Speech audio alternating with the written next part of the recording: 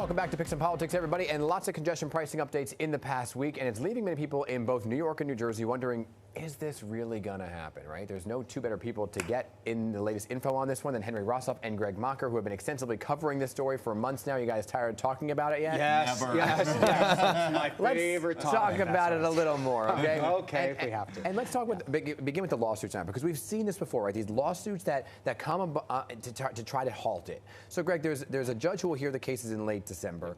What's the possibility of that actually halting it? It could. They're seeking an injunction in the Southern District in Manhattan. Not to mention the New Jersey federal lawsuit has yet to even be ruled on a little bit, and that could come really at any day.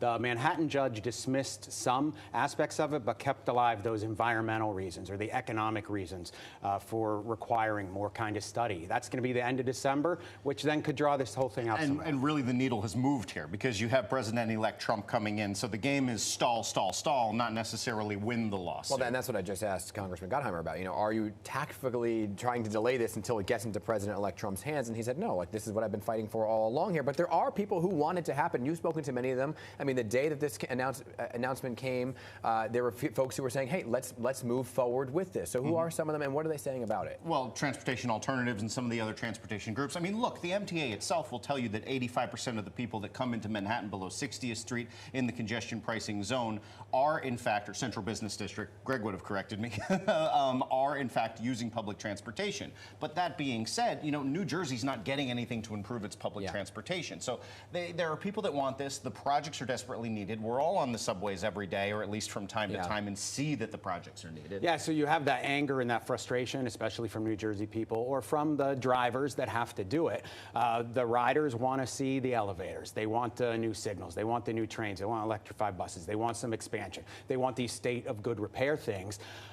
They want to see it now too. I think it's been a disappointment. That so are the riders saying they want it and they don't care that drivers have to pay for it? There's some of this. This is for us, and that's for them. I think the governor very smartly addressed one of the concerns, Greg, that just mentioned in this announcement, and that was the 23 outer borough express bus routes. Because the criticism of this plan, and what we saw in London, for example, was immediate expansion of service or a plan to expand service. And the MTA has been saying for a year, well, the thing will fall apart if we don't do this. Well, you need to do more than that. You need to promise people that it won't just fall apart, but that you'll improve their lives. What about the fact that New Jersey Governor Phil Murphy came out bringing up London? I don't know if you heard this, but he was like, I was just in London, and the traffic was worse than ever before. So did it work in London? And is it a model for how it would work here? I think it is the model. It is what they've held up.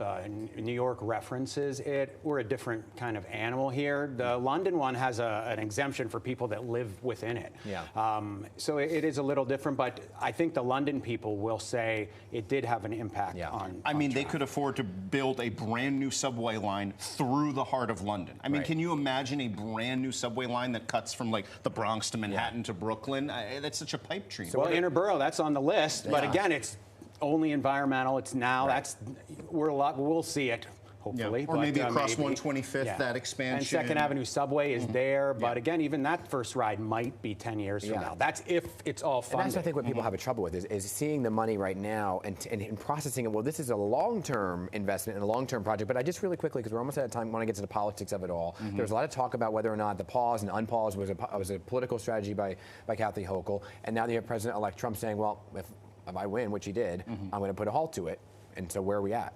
Well, I would certainly say the likes of Mike Lawler and Congressman Gottheimer certainly think it's politics. The governor refuted that notion when she announced this policy. She said it was a pause. I get back to you by the end of the year. That's what I did. That being said, she did this right before primary season in New York. So does it pass the smell test? That's for people at home to determine. Yeah, last word, Greg.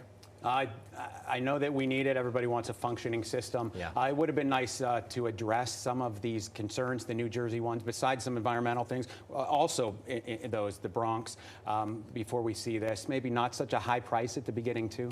It could have been a whole different ballgame had this been $9 from the start, too. Or even less. Phase it in even smaller. Exactly. Talked about. Great to have both of you here. Greg, always come back, okay? Okay, we'll be right back.